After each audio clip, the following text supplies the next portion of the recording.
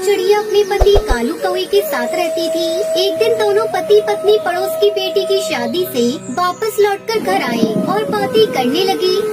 देखा टुनटुनी की माँ, मुकेश भाई ने अपनी बेटी की शादी कितनी धूमधाम से की है। देखना, मैं भी अपनी पिंकी की शादी इतनी ही धूमधाम से करूँगा। क्यों ऐसे सपने देख रही हो जी, जो कभी पूरे नहीं होंगे। मुकेश भाई अमीर है और हम गरीब, हमारी इतनी खर्च करने की औकात नहीं। बस बिटिया की शादी ठीक ठाक से हो जाए, यही बहुत है। पिंकी चिड़िया अपनी सहेली लूसी कबूतरी के घर गई थी। तभी उसके पिता ने दोनों सहेलियों को बातें करते देखा। उन्हें गरीब पिंकी और अमीर लूसी का मेल जोल अच्छा नहीं लगा, तो वो नीचे जाते ही अपनी बेटी को डांटने लगते हैं। लूसी बेटा, तुम्हारी दोस्त पिंकी और तुम्हारे में जमीन आसमान का फर्क है। वो गरीब है और तुम अमीर। तुम दोनों का ये मेल जोल मुझे बिल्कुल भी पसंद नहीं है। सहेली बनाओ तो कोई अपनी बराबरी वाली को। ये अमीर गरीब क्या लगा रखा है पापा। पिंकी मेरी बहुत ही अच्छी सहेली है। उसके मम्मी पापा तो मुझे अपनी बेटी की तरह प्यार करते हैं। समय बीतने लगता है। एक दिन पिंकी अपनी शादी का कार्ड लेकर लूसी के घर आती है। लूसी, ये ले मेरी शादी का कार्ड। तुम्हें मेरे घर मेरी शादी पे जरूर आना होगा। और अंकल जी, आप भी मेरी शादी पे मुझे आशीर्वाद देने जरूर आइएगा। मैं तो नहीं आ पाऊंगा। हाँ, अगर लूसी जाना चाहे तो मैं उसे रोकूंगा नहीं। अंकल, मुझे पता है हम लोग गरीब है ना, शायद इसलिए आप मेरी शादी में आना नहीं चाहते। अगर आप आएंगे तो मुझे अच्छा लगेगा। पिंकी वहाँ से चली जाती है। पिंकी ने सही कहा पापा। अगर पिंकी की जगह मैं होती तब भी आप मुझे मना कर देते। टुनटुनी आंटी ने मेरी माँ की कमी पूरी कर दी है। आपको तो चलना ही पड़ेगा मेरे खातिर। लूसी के पिता सेठ धनीराम कबूतर को अपनी गलती का एहसास हो जाता है। वो अपनी बेटी से कहते हैं, लूसी बेटा, तू इतना जिद कर रही है तो मैं जरूर चलूंगा। और ये बंटी आजकल कहाँ रहता है? साहिबजादे को अपने बाप के पास 2 घड़ी बैठने की भी फुर्सत नहीं। बंटी भैया किसी नए प्रोजेक्ट पर काम कर रहे हैं, इसलिए उन्हें फुर्सत नहीं मिलती। इस तरह एक सप्ताह गुजर जाता है। उधर पिंकी का होने वाला पति मंडप में बैठा था और उसका बाप पिंकी के पिता और माँ टुनटुनी से कहता है, भाई ये शादी तभी होगी जब आप मेरे बेटे को एक चमचमाती कार्ड दोगे, वरना ये शादी नहीं हो सकती। भाई साहब, ऐसा मत करिए। मैं एक गरीब माँ हूँ और मेरे पति एक गरीब किसान है। हमारे पास महंगी कार्ड देने के लिए पैसे नहीं है। मेरी गरीबी की सजा मेरी बेटी को मत दीजिए। कालू और टुनटुनी गिड़गिड़ा रहे थे। तभी लूसी के पिता सेठ राम बोल पड़ते हैं, लूसी बेटा, तुम अभी अपने भाई को फोन करके यहाँ बुलाओ। पिंकी को मैं अपने घर की बहू बनाऊंगा। ये लोग बहुत लालची हैं। मैं पिंकी को दहेज की बलि नहीं चढ़ने दूंगा। इस तरह पिंकी की शादी धूमधाम से लूसी के भाई बंटी से हो जाती है। फिर पिंकी खुशी खुशी डोली में बैठकर अपने ससुराल चली जाती है और हंसी खुशी रहने लगती है। एक बड़े से जंगल में भूरी नाम की सांवली चिड़िया रहती थी। भूरी के पिता का देहांत हो चुका था। भूरी चिड़िया अपनी माँ के साथ अपने घर में रहती थी और मजदूरी करके अपना गुजर बसर करती थी। एक दिन भूरी को अपने बचपन की सहेली टुनटुनी चिड़िया मिलती है। टुनटुनी दिखने में बहुत ही सुंदर थी, इसलिए टुनटुनी की शादी बहुत छोटी सी उम्र में ही हो गई थी। वहीं भूरी के सांवले रंग की वजह से कोई भी चिड़िया भूरी को अपनी बहू बनाने के लिए तैयार नहीं होती थी। अरे भूरी, तू यहाँ क्या कर रही है?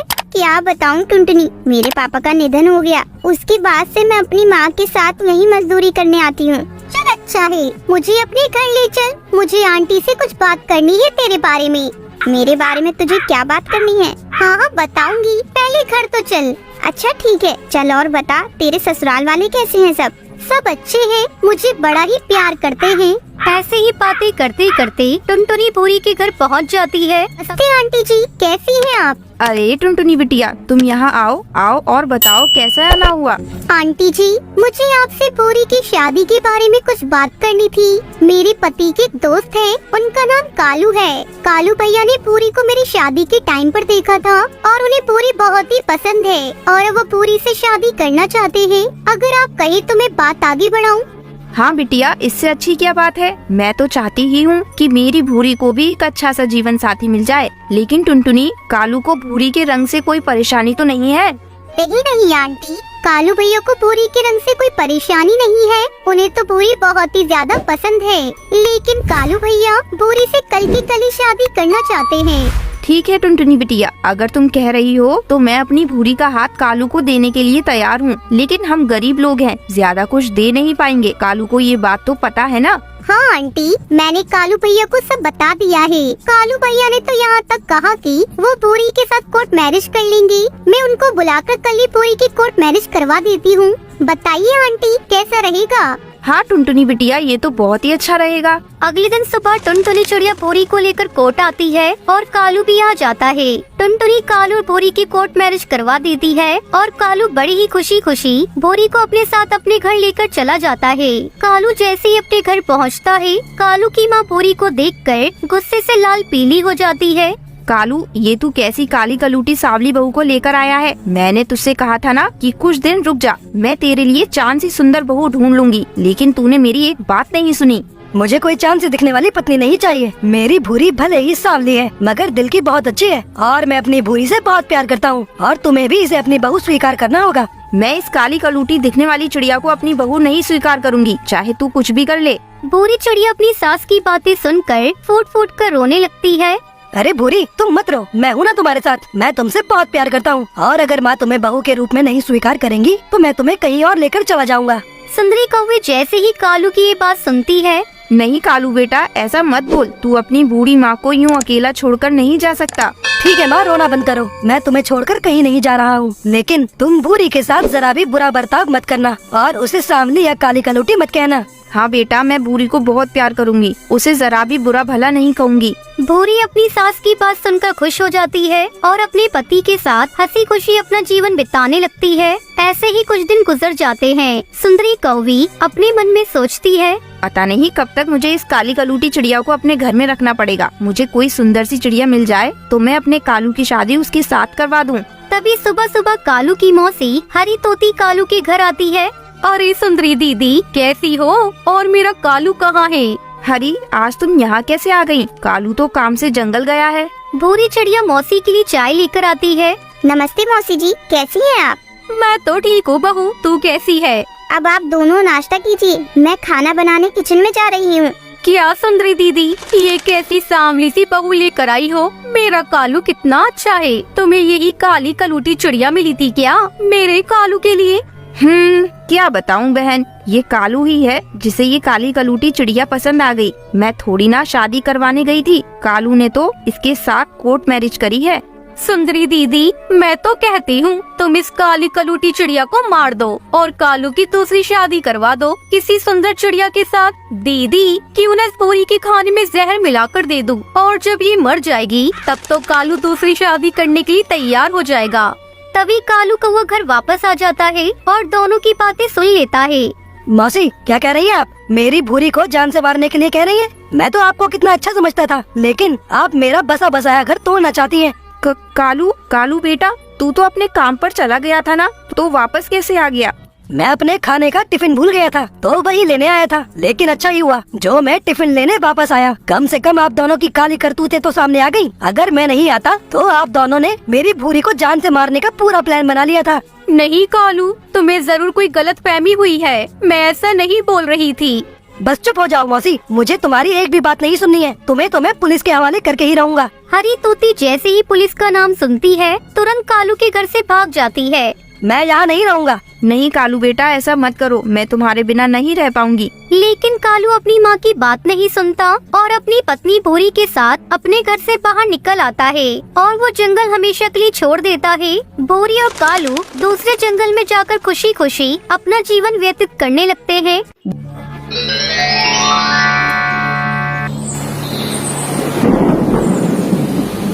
दिल्ली के जंगल में टुनटुनी चिड़िया अपने दो नन्हे नन्हे बच्चों के साथ रहती थी। एक दिन टुनटुनी चिड़िया भोजन की तलाश में गई थी।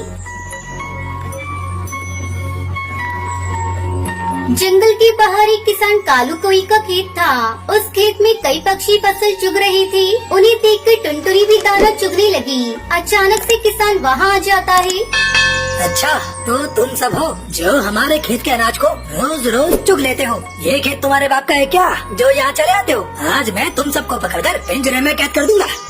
किसान की आवाज सुनकर सारे पक्षी उड़ गए, लेकिन टुनटुनी को उस किसान ने पकड़ लिया और एक मजबूत पिंजरे में कैद कर दिया। टुनटुनी रोने लगती है। किसान भैया, मुझे छोड़ दो किसान भैया। घर पर मेरे 2 नन्हे बच्चे मेरा इंतजार कर रही होंगे, वो भूखे हैं, मुझे जाने दो। चुप हो जा चिड़िया, ये रोने धोने का नाटक बंद कर। तेरे रोने का मेरे ऊपर कोई प्रभाव नहीं पड़ेगा। तुमने मेरा बहुत नुकसान किया है, मैं तुम्हें बाजार में बेचकर अपने नुकसान की भरपाई करूँगा, भरपाई। टुनटुनी करती भी क्या, वो आंसू बहाती रही। तभी उसके सामने एक दूध वाला बंटी कबूतर आता दिखाई दिया। उसने अपनी मदद की गुहार लगाई। दूध वाले भैया, मुझे इस पिंजरे से आजाद करवा दो भैया। इस जालिम कौवे ने मुझे कैद कर लिया है। दूध वाले बंटी कबूतर को उस चिड़िया पर दया आ जाती है। अरे भाई, इस चिड़िया को क्यों कैद कर लिया है? इसे आजाद कर दो। तुम चाहो तो मैं तुम्हें बाल्टी भरा दूध दे सकता हूँ। चलो भागो यहाँ से, इस चिड़िया ने मेरा बहुत नुकसान किया है, मैं इसे नहीं छोड़ूंगा। दूध वाला वहाँ से चला जाता है। थोड़ी देर बीतने पर एक तोती थैला लेकर वहाँ से फल बेचने जा रही थी। तोती, मेरी बहन, मेरे बच्चे घर पर भूखे हैं। मैं उनके दाने की तलाश में आई थी और इसने मुझे पकड़ लिया। मुझे आजाद करवा दो। टुनटुनी रोई जा रही थी और मदद की गुहार लगा रही थी। रसीली तोती से ये देखा न गया। किसान भैया, तुम मेरे सारे फल ले लो, पर इस बेबस माँ को छोड़ दो। इसके छोटे छोटे बच्चे इसके बगैर मर जाएंगे। चलो भागो यहाँ से, बड़ी आई इस चिड़िया को आजाद कराने वाली। भाग जा, नहीं तो तुझे भी कैद करके भेज दूंगा। रसीली तोती भी वहाँ से चली जाती है। धीरे धीरे दोपहर हो गई थी। चिड़िया बहुत परेशान थी कि कैसे वो अपने बच्चों के पास जाए। उसके बच्चे भूखे थे, उधर बच्चों का भी रो रो कर बुरा हाल हो गया था। जंगल का मुखिया तोताराम टुनटुनी को आता दिखा। टुनटुनी फिर से रोने लगी। मुखिया, मेरी सरकार, मेरे बच्चे घर पर भूखे हैं। मैं उनके दाने की तलाश में आई थी और इसने मुझे पकड़ लिया। मुझे आजाद करवा दो। मुखिया को चिड़िया की करुण पुकार सुनकर दया आ जाती है और किसान से कहता है, अरे कालू, तूने क्यों इस चिड़िया को कैद कर रखा है? अरे इसे छोड़ दे, तेरा जितना भी नुकसान हुआ है मैं उसकी भरपाई कर दूंगा, लेकिन तू इस चिड़िया को छोड़ दे। फिर मुखिया कालू कौवे को उसके नुकसान का पूरा पैसा दे देता है और चिड़िया को आजाद करा देता है। टुनटुनी मुखिया को धन्यवाद करती है और खुशी खुशी अपने बच्चों के पास लौट जाती है। बच्चे अपनी माँ को देखकर खुश हो जाते हैं और फिर खुशी खुशी रहने लगते हैं। बेटा, तू ये किसे ले आया है? माँ, ये तुम्हारी बहू है। आज से ये घर का सारा काम करेगी और तुम बस आराम करोगी। ये आप क्या कह रहे हैं जी? मुझे घर का कोई काम करना नहीं आता।